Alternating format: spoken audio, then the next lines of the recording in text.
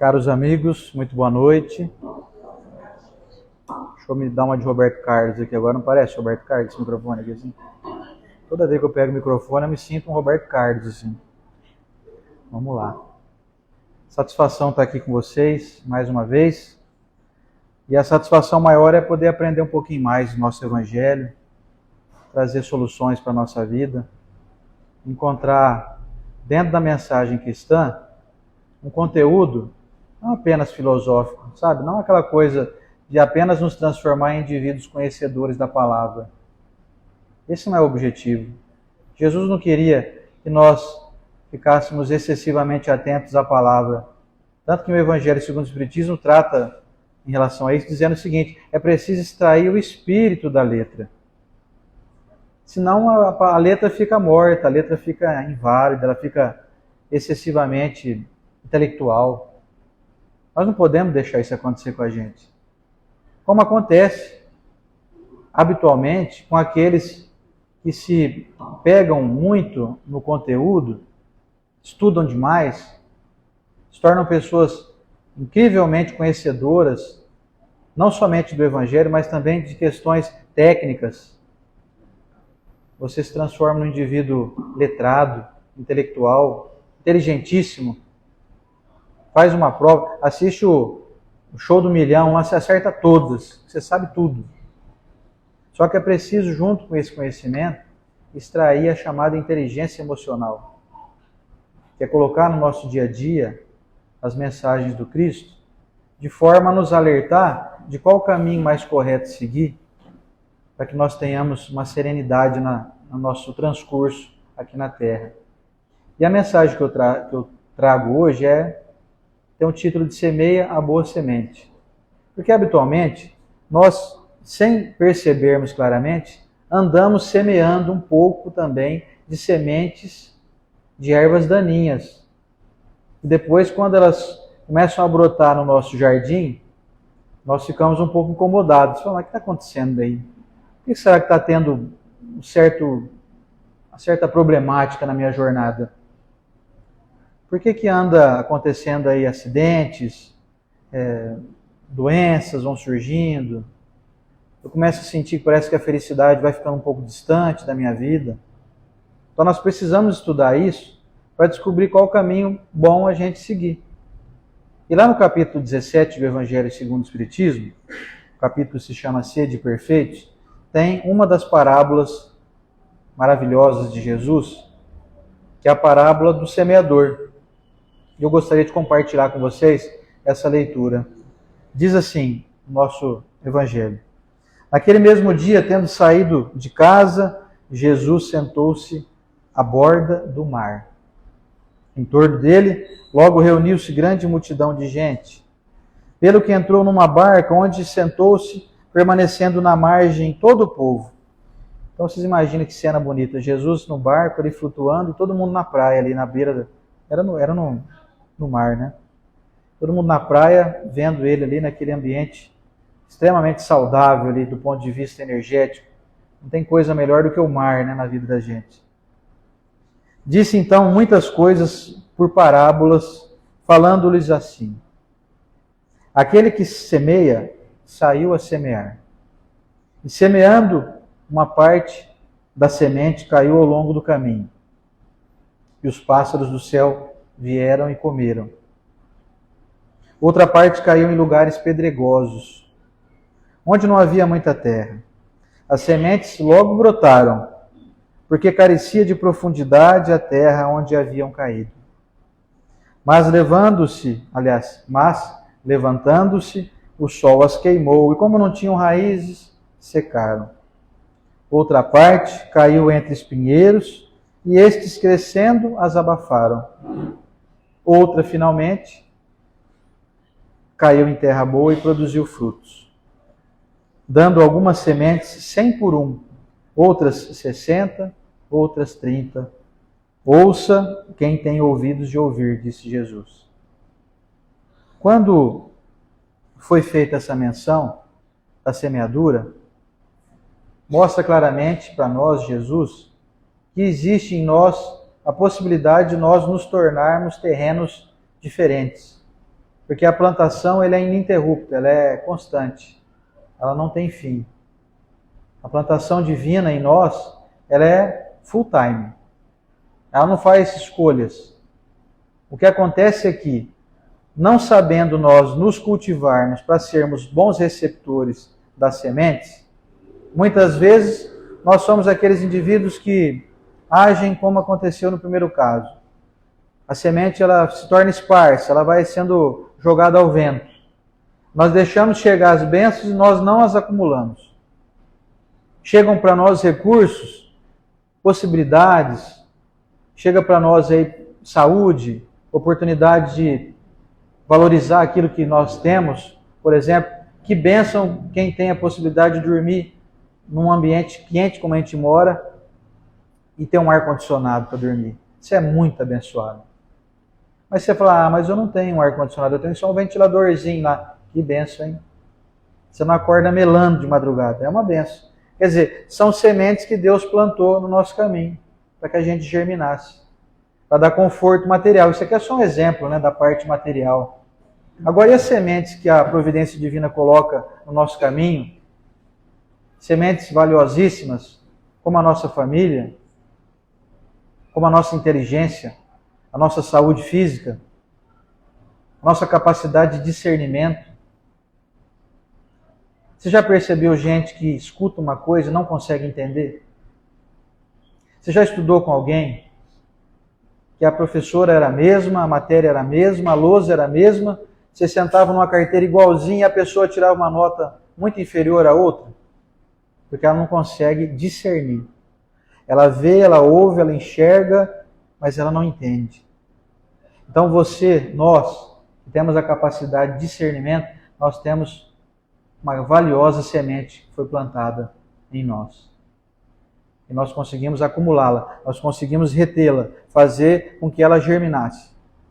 Jesus usou então o termo, o primeiro, de semente que foi jogada ao vento, depois de semente que foi jogada nas pedras, representando aquelas pessoas que são mais endurecidas, que chegam às bênçãos, e aqui nós estamos falando hoje especificamente de bênçãos relacionadas ao conhecimento cristão.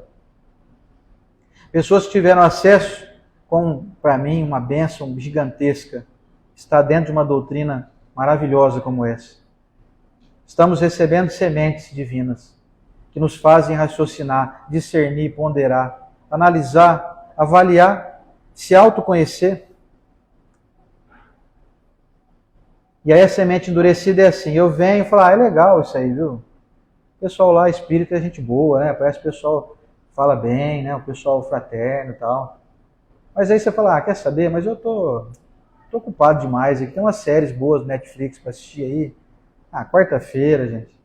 Vai ter jogo daqui a pouco ali na TV. Começou o campeonato. Então assim, a gente vai se endurecendo pelas materialidades. Nós vamos nos deixando levar pelas seduções do mundo. E obviamente não está errado. Você tem direito de ficar lá assistindo sua série no Netflix, de assistir o seu jogo de futebol. Desde que isso não determine, assim, isso não prepondere na sua vida. Senão a gente vai se endurecendo. Nós vamos vivendo muito no mundo e deixando as coisas de Deus para trás. E Jesus foi muito taxativo em várias oportunidades em relação a isso, dizendo de amar a Deus sobre todas as coisas e ao próximo como a ti mesmo. Buscai primeiro o reino de Deus e tudo mais vos será acrescentado. E o que a gente faz é assim, eu preciso primeiro buscar o tudo mais. O reino de Deus vem depois. E sabe o que geralmente acontece? Eu acredito que eu não esteja falando para nenhum dos que estão aqui presentes. Que vocês estão aqui, né, firmes e fortes. Talvez quem devesse estar aqui não está. As pessoas procuram Deus quando o bicho está pegando. Quando a coisa está feia. E elas não percebem que elas são aquelas que as sementes passam, elas não fazem questão nenhuma de reterem, de pegarem as sementes, de plantarem em si. Ou então elas estão endurecidas. Ou então elas estão nos espinheiros. A vida é desgastante, a vida é difícil. E a doutrina espírita, através da obra de Allan Kardec, explica muito claramente. Nós vamos nos tornando espinhudos. Até a semente chega a brotar um pouquinho, mas qualquer desavencinha a gente já dá linha na pipa. vem para a casa espírita, por exemplo, vamos usar o exemplo da casa espírita. Alguma pessoa falou alguma coisinha que você não gostou, lá naquele lugar eu já não vou mais. Não vou, porque está o fulano lá. Poxa, mas se você não for, o azar é seu. Aí a pessoa não percebe que ela se torna espinhuda, porque assim, tudo... Não rela em mim não, sabe? Eu sou muito assim, sabe? Eu tenho os galhos aqui. Não fala de qualquer jeito comigo não, que eu sou muito frágil. E joga fora as sementes. Aí Jesus dá o último exemplo, do solo fértil.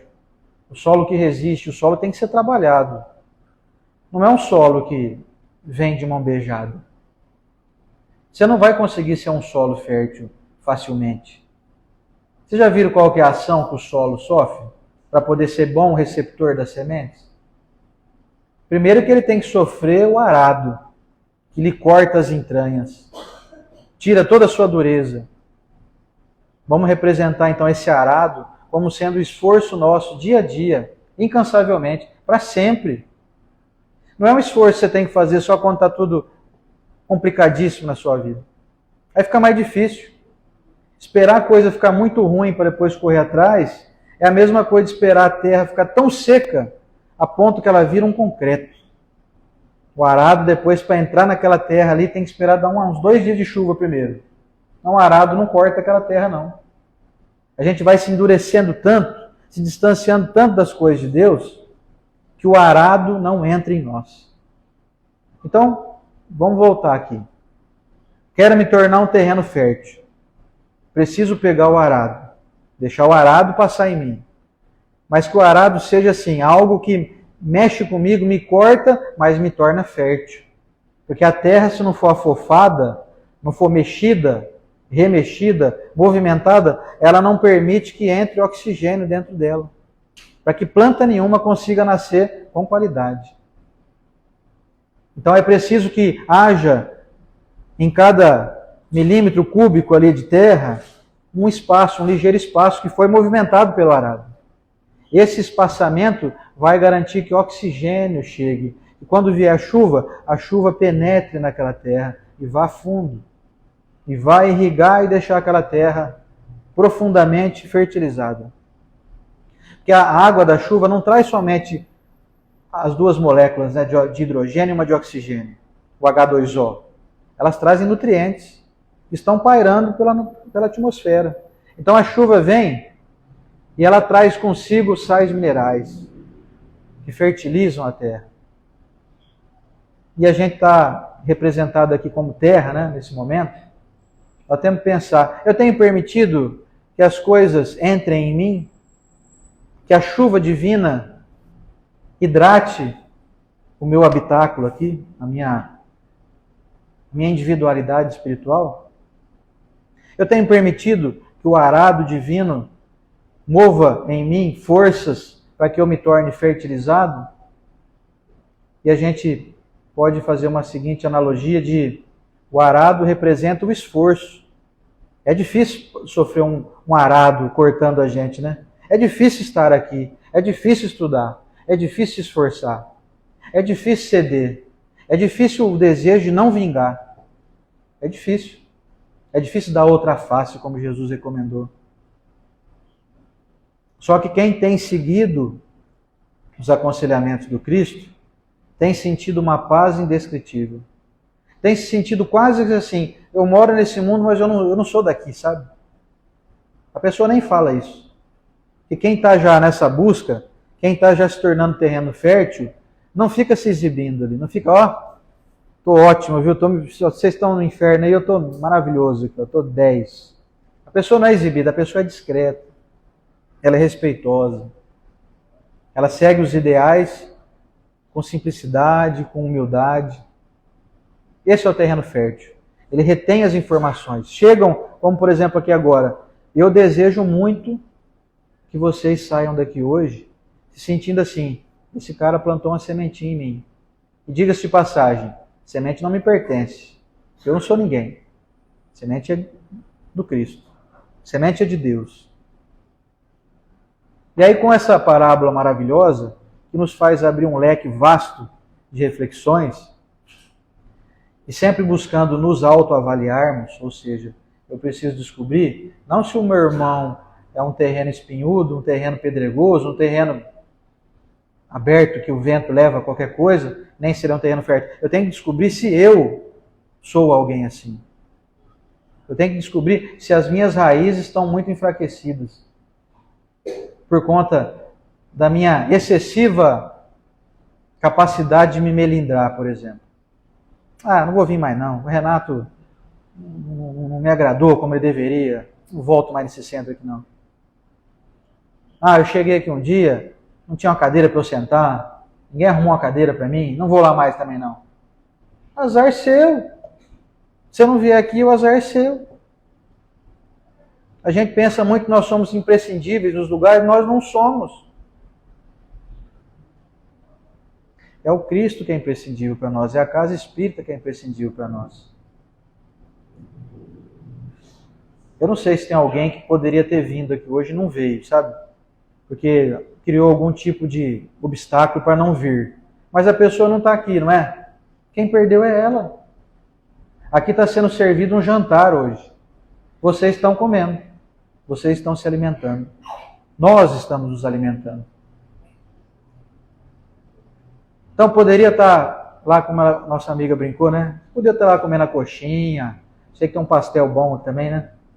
Tem 1000 coisas para fazer. Podia estar em casa assistindo a TV, podia estar tomando um banho demorado, podia estar sentado na praça batendo papo. Tem 1000 coisas para a gente fazer. 1000 coisas que nos tentam.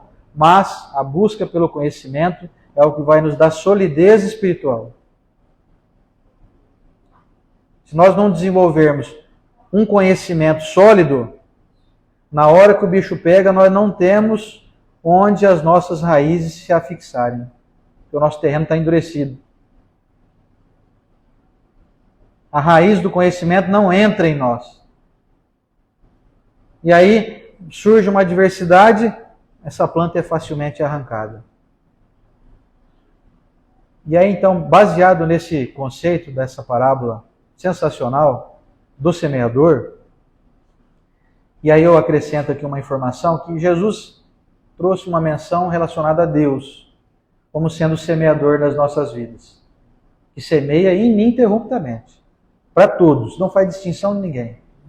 Não tem alguém que ele olha e fala, não, aquele ali não, eu fiz, mas eu acho que ele está meio estragado, eu não gosto muito desse filho meu, eu não acho ele muito bonito, não vou semear nele não, eu vou jogar as 2 sementinhas só aqui. Agora nesse aqui não, esse aqui, bonitão, ó, cheiroso, esse eu vou jogar umas 50 sementes nele. Deus não faz isso, com ninguém. A semeadura é ininterrupta e justa para todos. Todo mundo recebe oportunidade. Quem está vivendo e não está sentindo que a vida está florescendo, parece que não tem nada semeando em mim, é porque a pessoa não soube reter as sementes. Não falando até necessariamente nessa encarnação.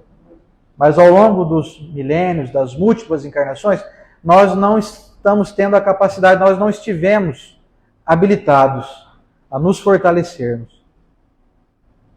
Por egoísmo, por orgulho, por ambição, por preguiça. Essa coisa já remonta dos milênios. E agora é chegada uma hora onde o conhecimento ele é muito facilitado. A difusão do conhecimento é extremamente, hoje, maior do que era 10 anos atrás. Nesse momento estou vendo que tem um aparelho ali fazendo transmissão. Pode ter alguém do outro lado do mundo assistindo o que nós estamos falando aqui ao vivo. Então não dá para a gente dar desculpa que não tem mais, não tem acesso, é difícil para mim. Todo mundo tem um aparelho de celular na mão, todo mundo tem uma internetzinha, mesmo que seja um Wi-Fi que você pega emprestado do teu vizinho aí. Não tem mais desculpa. Não dá para dizer que a gente não sabe. Então chegamos no momento onde a providência divina colocou no nosso caminho infinitas possibilidades. Melhorou o nosso discernimento. Melhoraram as comunicações, a velocidade das comunicações, melhoraram a nossa capacidade de discernimento. E a gente conversa com um monte de gente o dia inteiro, a gente ouve vários assuntos, isso vai ampliando a nossa mente. De modo que nós somos hoje habilitados. Nunca fomos tão habilitados a discernir como agora. Nunca. Nenhuma encarnação nossa. Mesmo naquelas que a gente foi muito abastado financeiramente. Todos já fomos muito ricos. Todos já tivemos acesso à informação, na época, limitada. Mas hoje, mesmo não sendo ricos, todos nós temos um leque de informação vastíssimo. Não precisa ser rico para poder abrir o Google e pesquisar um termo lá qualquer. Você pode agora ficar curioso aí. Oh, nossa, parábola do semeador, que legal. Vou entrar no YouTube, vou ver quem mais falou sobre isso. Você vai ver o Divaldo falando disso, você vai ver o Haroldo Dutra Dias, você vai ver o Rossandro, o Arthur Valadares, você vai ver um leque de gente, vai ver padres falando sobre isso, padres excelentes, pastores, que têm uma grande credibilidade, uma grande capacidade de discernimento do Evangelho também. Então não tem mais desculpa. Não tem mais gente como recorrer a eu não sabia, eu não estava atento, eu não percebi, eu estava muito ocupado, sabe? A não ser que você está trabalhando numa carvoaria aí, na Ucrânia, sei lá, no Azerbaijão, sem internet, sem nada lá, vivendo como vivíamos há 500 anos atrás. Aí você tem essa desculpa. Eu não tinha jeito, eu trabalhava na carvoaria 24 horas por dia e lá não tinha internet, nem lá é lampião ainda, não tem energia elétrica, não chegou lá ainda. Aí sim a pessoa pode dar uma desculpa. Agora nós aqui, gente, vivendo no paraíso do Brasil, o estado de São Paulo é o paraíso do Brasil. Conforto de todas as áreas. E aí então eu quero entrar aqui numa menção do livro Agenda Cristã, pelo Espírito André Luiz, psicografia do Chico Xavier. Ele traz uma menção de um capítulo, o número 21, chamado Semeadura. E ele faz algumas reflexões interessantes que vale a pena a gente se atentar.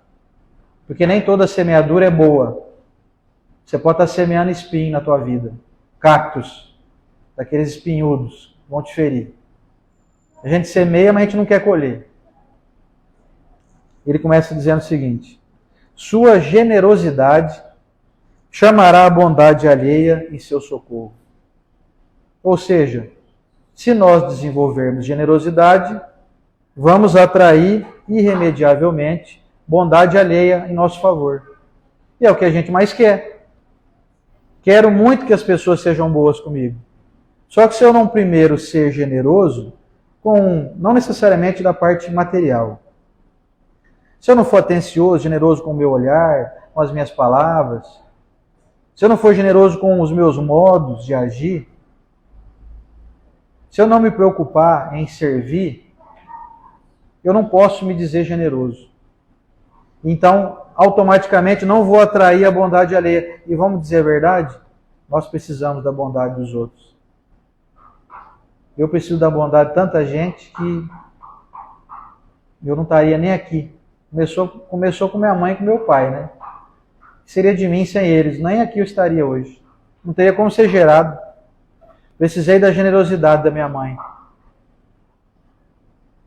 Depois, ao longo do tempo, você vai encontrando pessoas do teu caminho que são generosas. Professores, parentes, amigos, vizinhos. Aí chega num momento que você se casa, né? Se não fosse a Estela que está aqui, minha esposa, eu estava perdido. Nem roupa limpa eu tinha para usar. Comida, então, para comer, eu tenho que comer fora todo dia. Eu não sei fazer, o máximo que eu faço é um ovinho frito, só olhe lá. E queima de vez em quando. Então eu preciso da generosidade alheia, da bondade alheia. Então eu preciso arrumar um mecanismo de semear generosidade na vida das pessoas. Pode parecer assim, peraí, então você está ensinando nós a criar um toma lá da cá, é isso?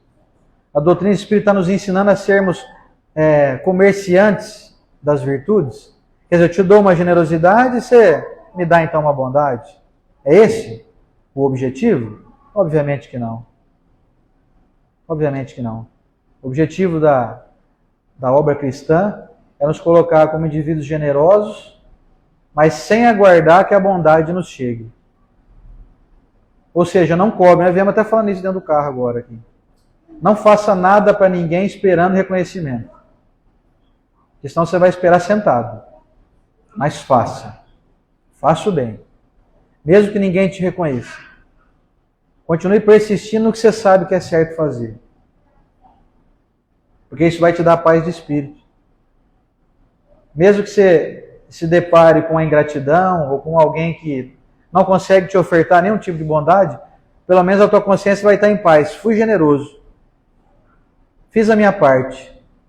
O outro não fez a parte dele, mas isso não é problema meu mais.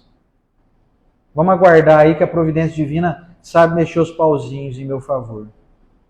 Então continue fazendo a tua parte. Continue semeando generosidade. A bondade alheia virá no momento oportuno. Talvez no momento que você mais precisar. No momento que você menos esperar que alguém vá te auxiliar. Vai surgir um negócio lá miraculoso. E que na verdade não tem nada de milagre. É apenas a obra de causa e efeito sendo colocada em prática. Já aconteceu com vocês coisas assim do tipo? Estava num lugar lá enrolado na minha vida, mas a coisa estava complicada. Surgiu um cara do nada lá. Resolveu o problema para mim. Aconteceu isso com vocês já? Acho que aconteceu com todo mundo já. Né? Apareceu um cara lá que eu não sei nem o nome dele até hoje. Não sei de onde surgiu aquele cara. Me socorreu lá. Eu estava com o pneu furado do carro. Ou eu estava doente. Surgiu um enfermeiro lá gentil. Me socorreu lá no hospital. Me acalmou, sabe? Eu estava aflito. Fique em paz. A obra divina vai dar um jeito de colocar as peças nos seus devidos lugares. Você não vai ficar desamparado. Continue semeando generosidade. Sua simplicidade solucionará problemas para muita gente. Ou seja, se eu for simples, não simplista, não excessivamente relaxado, para me dizer simples, mas simples assim, não complica a vida dos outros, não. Não coloque empecilho, não torne a vida dos outros desgastante pela tua presença. Faz a coisa fluir, deixa a coisa rolar. Seja simples para que você não crie problemas para as pessoas. Aí ele complementa aqui com outro termo que tem a ver com esse que eu falei agora. Ele fala assim, a sua complexidade provocará muita dissimulação no próximo. Ou seja, quanto mais complexo a gente é, mais as pessoas têm que pisar em ovos para lidar com a gente, sabe? Perceba que eu estou falando aqui de coisas que nós podemos mudar em nós. Não estou falando de ninguém aqui. Eu não falei de como é que vive o meu cunhado, minha sogra, meu irmão. Não estou falando de ninguém, fora falar de mim mesmo. Perceba que nós estamos falando para nós aqui. Então assim, se eu for excessivamente complexo, sabe aquela pessoa que tem que ser assim, para receber o Oceander aqui em casa, nossa, tem que ter o ar-condicionado ligado. Senão ele não entra aqui dentro, está muito calor. Fazer comida para ele, se tiver alho, ele não come alho no meio da comida. Aí fala, vai fazer então comida sem alho para aquela praga daquele Oceander que vem vindo aí. A gente começa a criar problema na vida dos outros. As pessoas começam a dissimular perto de nós. Elas começam a ficar com um sorriso amarelo. Você chegou, que bom, hein? Legal, você é bom demais. Eu te adoro, viu? Parabéns, você é um cara... Adoro quando você vem aqui em casa almoçar. Ai, que bom que é. Fazer uma comida sem alho para você. Então, assim, as pessoas têm que se tornarem dissimuladas para conviverem com a gente. Você quer mesmo que na tua vida tenham pessoas dissimuladas lidando contigo? Ou é melhor a gente ceder mais, né? Agir com mais simplicidade, com mais, menos complexidade. Seja menos complexo. Um exemplo bacana de uma pessoa que eu conheço que quando vai num lugar para jantar, e as pessoas não sabem que essa pessoa não come carne. E aí essa pessoa pega então, ela vai lá, pega só o caldinho da carne, põe na comida ali, né? Você conhece quem é, né? A pessoa joga só um caldinho e não fala nada. Ela não fica assim, eu não como carne, pelo amor de Deus, nossa, matando bicho aí, comendo cadáver. A pessoa vai lá, pega o caldinho, põe no meio do arroz, come lá, ninguém nem percebe que ela não comeu carne. Ou seja, a pessoa não gosta de carne, mas ela não faz aquilo se tornar complexo.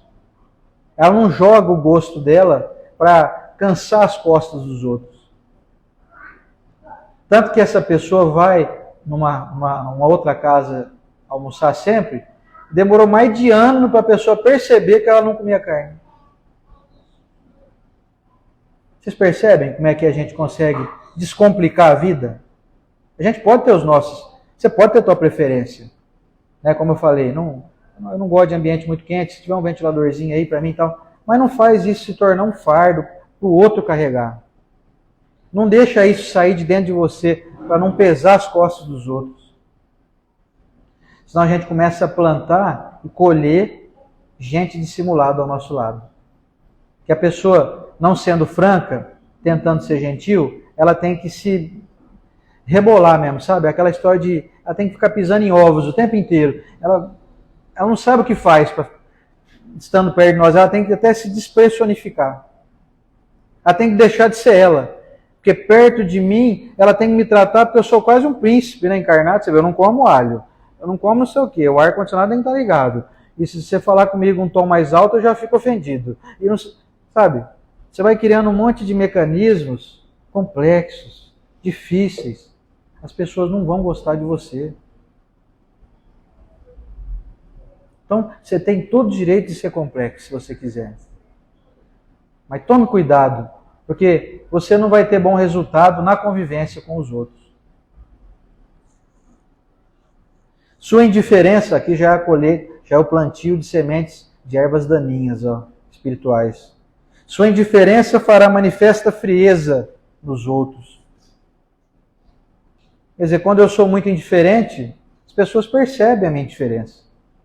Percebem que eu não cumprimento fulano, que eu não faço questão nenhuma de ser gentil com Beltrano, que eu vou num restaurante, por exemplo, eu chego lá, ao invés de falar, por favor, moça, traz essa coxinha gostosa aí para mim.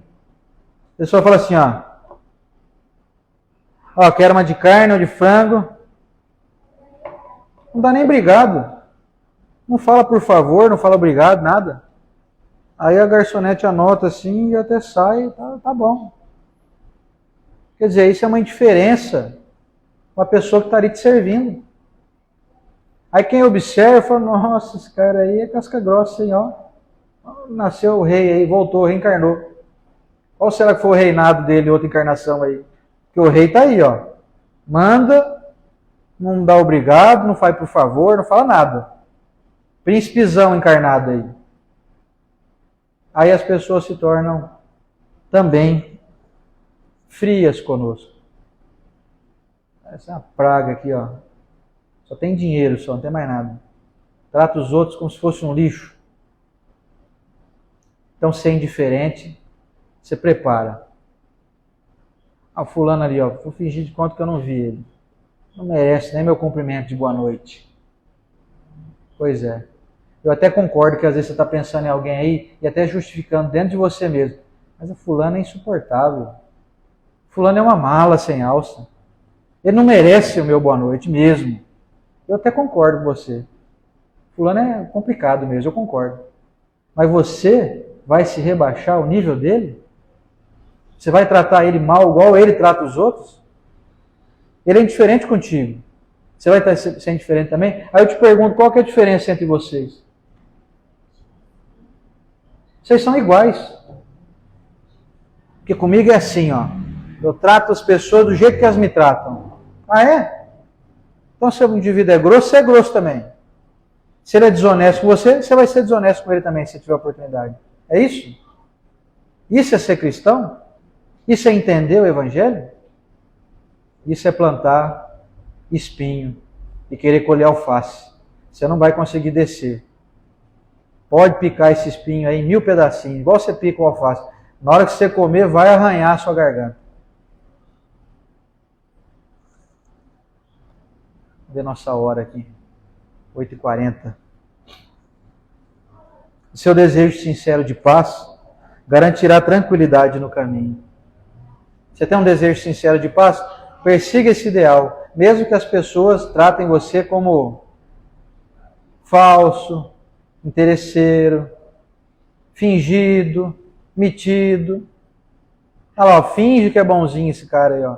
Deixa as pessoas falarem. É melhor você ser um bonzinho fingido do que um verdadeiro indivíduo maléfico. Eu mesmo estou aqui, ó. Estou tentando fazer de conta que eu sou bom. Um dia eu vou ser. Ainda eu não sou, não. Eu sei que eu estou perseguindo isso. Então, se eu for ficar esperando aplausos ou esperar que as pessoas me reconheçam, Eu estou perdido. Eu tenho que seguir o meu ideal. Eu tenho que fazer o que é certo, e quem achar que o que eu estou fazendo que é certo é errado, não é problema meu. A minha função é cumprir o meu dever. Se eu tiver desejo sincero de paz, estarei colocando tranquilidade no meu caminho, e aquilo que eu busco, todo mundo busca isso, né? Eu busco a paz, eu vou colher a paz. Mesmo que o mundo esteja em guerra, a minha consciência vai estar em paz. E eu não sou promotor de guerra. Eu não sou promotor de malignidades. Ninguém está fazendo bem, mas eu vou fazer. Ninguém reconhece o que eu faço, mas Deus reconhece. Ninguém está vendo o meu esforço, Deus está vendo. O problema nosso é querer se aparecer para a plateia. A gente deixa das nossas buscas, dos nossos ideais de paz, porque as pessoas não estão dando o reconhecimento que a gente merece. Meu parente, você vê que eu ajudei tantas vezes, não reconhece nada do que eu faço. Pois é. Vamos fazer uma análise do teu histórico aí? Vamos fazer uma rememoração do passado? Será que você não foi um tirano na vida dele em outras encarnações? E hoje você só está devolvendo aquilo que você tomou dele? São verdades difíceis. São tapas no rosto mesmo, que a gente sente, que a gente leva da providência divina. Não sintam isso de mim, tá, gente? Eu mesmo, vale para mim isso. Será que aquele que me trata de maneira rude hoje, não foi alguém que eu fiz o mesmo lá atrás? E que hoje eu só estou devolvendo o tratamento dado por mim a ele? Percebam que nós somos convidados a todo momento, incessantemente, a fazer o que tem que ser feito. Não dê bola para a torcida adversária. Tem muitos que estão incomodados com a tua busca pela paz, pelos teus ideais saudáveis, porque eles têm, no fundo, um desejo de fazer o mesmo, mas não conseguem. Ou não se sentem aptos ainda. Então continue fazendo. Continue seus ideais de paz. Vão te chamar de tolo. Ah, você perdoou? Ah, tem sangue de barata. Ah, não, se fosse comigo eu não perdoava nunca mais. Pois é. Vive entupido com pedras aí dentro do teu estômago o resto da vida. E quem não perdoa vive assim, né? Está com um paralelepípedo dentro do estômago, não sabe, não consegue nem vomitar aquilo. Não vai nem para baixo, nem sobe para cima. Está lá preso. Não perdoa. Comigo é assim. Errou comigo uma vez só. Quer dizer, você não está com o princípio de busca por paz. Você não vai colher tranquilidade. Para finalizar aqui a última frase, obviamente que eu não li todas, não falei de todas. Então vale a pena você pegar o livro Agenda Cristã, lá no capítulo 21, e ler item por item, para refletir. Vou pegar mais uma aqui, ó. Sua espiritualidade superior incentivará sublimes construções espirituais. Ou seja, é preciso cultivar essa espiritualidade. E aí, eu para traduzir isso aqui de uma forma mais simples, assim, da gente colocar no dia a dia, busque ler mais, busque se instruir mais, frequentar mais a casa espírita. Se surgir uma visita inesperada, seja educado, fala, por favor, vamos comigo lá no centro, eu tenho um compromisso agora. Eu sei que você chegou aqui, você não sabia que eu tinha compromisso, mas o que a gente faz é o contrário. A gente deixa a nossa espiritualidade ser muito frágil. Nós temos que ser mais convictos. Não só na frequência na casa espírita, mas na frequência em colocar Deus no nosso dia a dia. No momento de oportunidade de ser rude, de ser excessivamente franco e até munido da verdade, mas cultivar aí uma dose de fel, nós temos que pensar nisso. Será que eu estou cultivando a minha espiritualidade superior? Vamos pensar nisso? Aqui, ó. Espiritualidade superior. Vou ganhar sublime construção espiritual. Sublime é o quê? Algo grandioso, bonito, belo, irretocável, que não quebra, que não cai, que o vento não derruba, que a traça não come. É você se construir de uma maneira tão intensa que você pode desencarnar que já está garantido, você já é grande.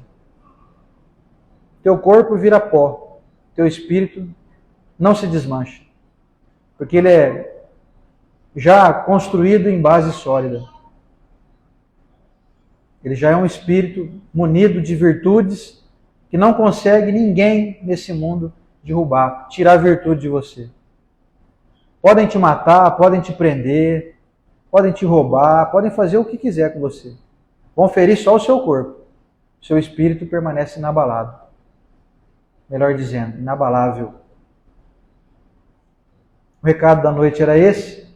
Espero que tenha valido alguma coisa que aqui foi dita. Desejo muito que todos sejamos bons semeadores, que possamos sermos bons terrenos férteis, que possamos prosseguir a nossa jornada, que talvez, desejo que todo mundo aqui viva mais pelo menos 80 anos ainda, que os próximos 80 anos de vocês sejam belíssimos, valiosos, cheios de alegria, cheios de saúde. Saúde não só do corpo, você pode ser saudável do corpo e a mente está ruim. Que a tua saúde seja integral, mente e corpo. Muito obrigado a todos, muita paz.